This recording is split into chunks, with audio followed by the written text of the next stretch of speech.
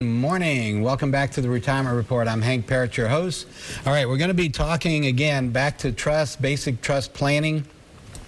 Joining me here today, Jack McCann with McCann Hubbard over in the Cool Springs area.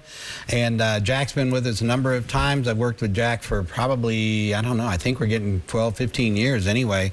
And one of the things, Jack, that in working with estate planning and working with clients over the years, you find, of course, this is one of those areas that people tend to put off doing their planning, sometimes literally until they're on their deathbed, and you're trying to really scramble to get things done.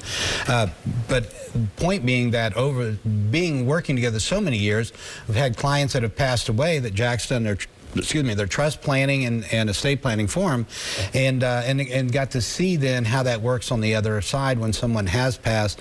Did it in fact do what we intended it to do? And of course it does. And this is where having your plan done correctly, making sure if you're doing a trust that the language is done right, that this isn't a do-it-yourself workshop is what I'm getting at. You need a good attorney, a good qualified attorney to help you with that. And if you'd like, again, I talked about doing the comprehensive financial plan. If you want to get your estate planning documents reviewed, you can just contact us at 615-376-5325, and we can get that done for you. We can have Jack take a look at them, give his opinion on them, and if you need to schedule a meeting, we can schedule a meeting between myself, Jack, and you to go over your estate planning, a team approach, if you will. So we're going to jump right back onto the program. This is from Nationwide Retirement Institute. It's a great little piece that we've got there. We're going to follow along and fill in some of the things as we go. So one of those being uses of trust. So when we're talking about a trust and the uses of trust, how you might use them in your planning, Jack, we've got transfer of wealth, pay estate taxes, manage the estate, control distributions, protect heirs from creditors, avoid probate, provide for charity, provide for future generations. So there's a lot of different strategies that we would employ and ways that these can be used. Why don't you go ahead and I'll let you talk a little bit about each of these different points. Sure, thanks, Hank. Yes, a trust is a great management vehicle, so I'm kind of skipping to number 3 a little bit. It's really one of my favorite ways to manage the estate. And when we're talking about the estate, that's all of your stuff, but it's also where you want that stuff to go and how you want it to get there. And so we're transferring the wealth, so we're back to number 1.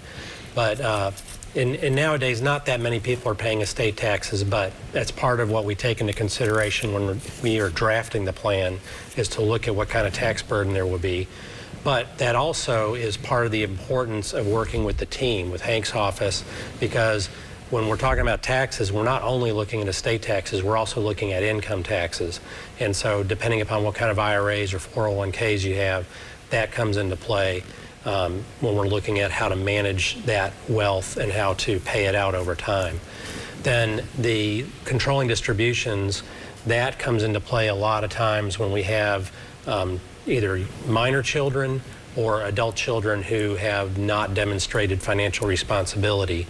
We want to be able to control the distributions of the wealth so that it's not wasted and just disappears. Protecting heirs from creditors, that's also a big one. The beauty of transferring your estate to your kids through trust is if it stays in trust, it can be there for their benefit as needed. However, the part that stays in the trust can be protected from the creditors of those kids. So that can be a really big deal, a really valuable asset to have. I'm going to jump in just a moment, Jack. One of the things, I just had a client in recently, and this is going through a divorce, had inherited a bunch of, money and property. And one of the things he was concerned about is in the divorce proceeding, basically when that in-law becomes an outlaw, okay, we don't want our assets going with them. We want them staying in our bloodline with our children and our grandchildren and so on. So in a situation with the trust, because his assets, he kept them in trust, did not commingle them with marital assets, they're protected. Okay, so he doesn't have to worry in terms of that divorce proceeding. Other asset that they have jointly, of course, yes, he's going to have to deal with that. He's going to, that'll be divided, of course, but at least the monies that were inherited and meant to stay in the bloodline are going to stay in the bloodline. But this is one of those areas too where it's important that people understand that how you handle those assets when you inherit money, whether in particular in this context in a trust, it's like you're leaving it to them in a safe.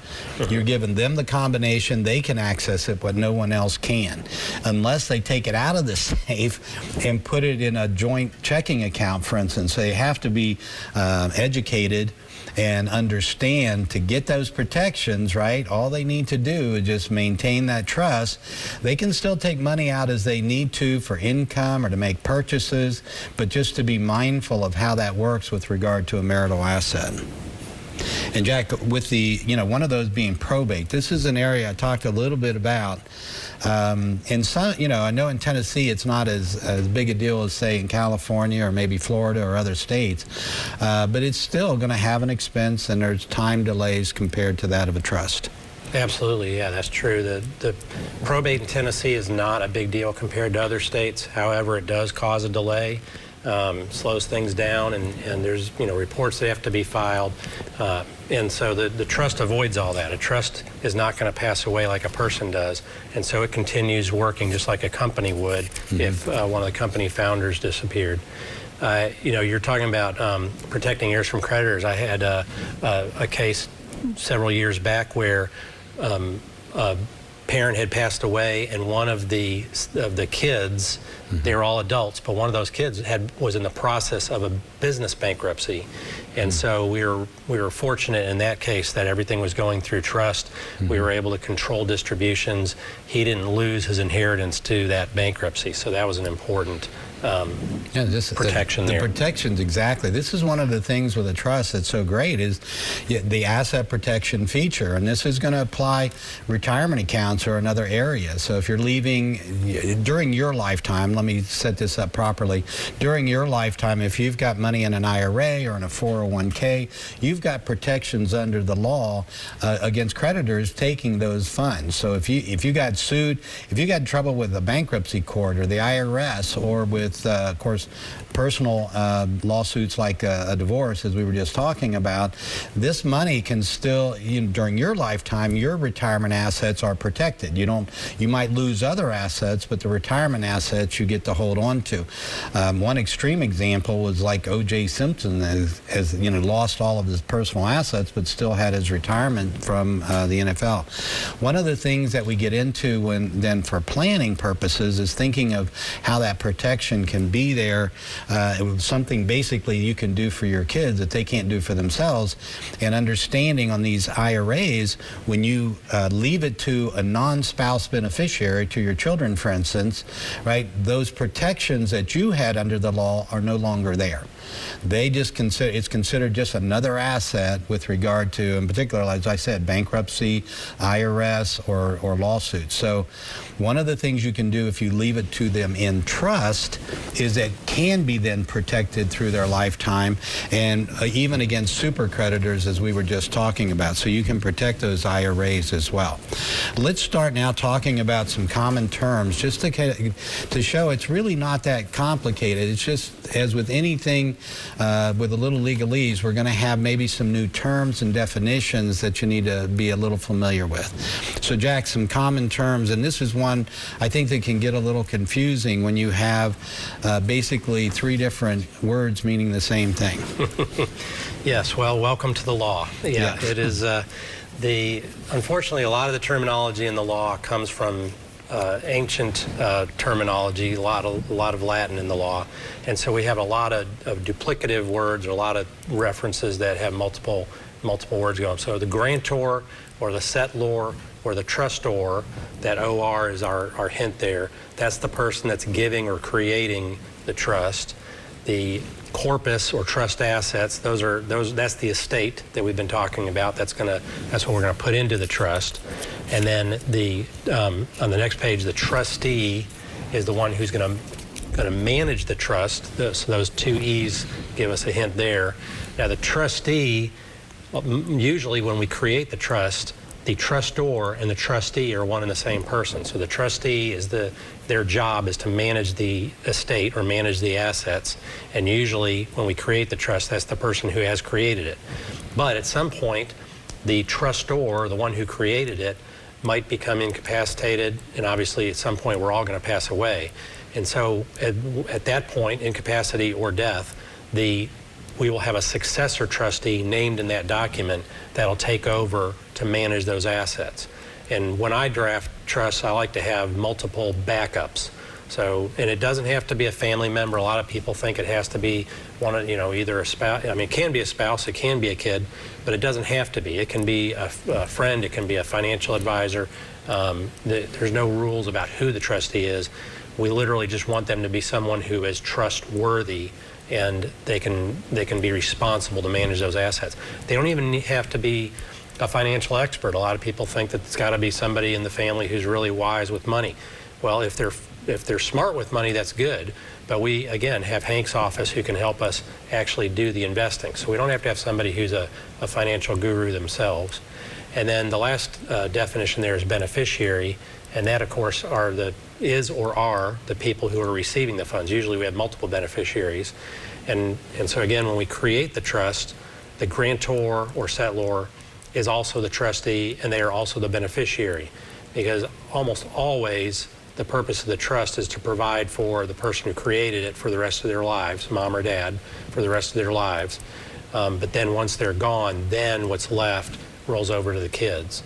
And so this comes into play a lot where we've got somebody who, because of family history, we fully expect them to end up being incapacitated through maybe Alzheimer's. So we can create a trust that'll be for their benefit, create it while they're still healthy and competent, but they can rest assured, have peace, knowing that there's a plan in place to take care of them for the rest of their life, even if they're not able to manage their assets themselves. So to put that in proper context, just so, to take on what Jack was just saying, when you're setting up, if you, right, are wanting to get a trust, then what you want to do is you want to think in terms of, if I'm going to get this trust, right, I'm going to go see a good estate planning attorney, I'm going to talk to them about and we're going to put together a plan as to how you want that structured. But initially, you then become that trustor. You created it, right? So you're the trustor, creator, settlor. That's all you. All right, and the same thing goes on the trustee, the one that manages and basically takes care of all the trust assets. That too would be you. Right? And then the beneficiary, who gets any benefit coming out of the trust, that also is you. So you're really all of those things. You maintain complete control of your assets, just as you did before setting up the trust. You're the only one that in fact controls them, and for a couple, of course, for the two of you. But you're also then naming if something happens. So let's say for a couple, one of you predeceases the other. The survivor becomes incapacitated. Who then is going to take care of paying their bills, making medical decisions? If they're, say for instance, they had a stroke, God forbid, right? They have a stroke and they're not able to take care of these things. You're going to choose in advance who you want that person, who you're going to trust to take care of your stuff for you, rather than leave that to the family to figure out and have to go to court and, potentially a conservatorship, that kind of stuff. What we want to do is get all that handled up front. And as Jack said, not just, you want a succession of people so that you can, if one can't do it, you've got a backup and a backup to the backup even. All right? We're going to get into more detail with that after the break. Join us here. We'll be right back on the Retirement Report.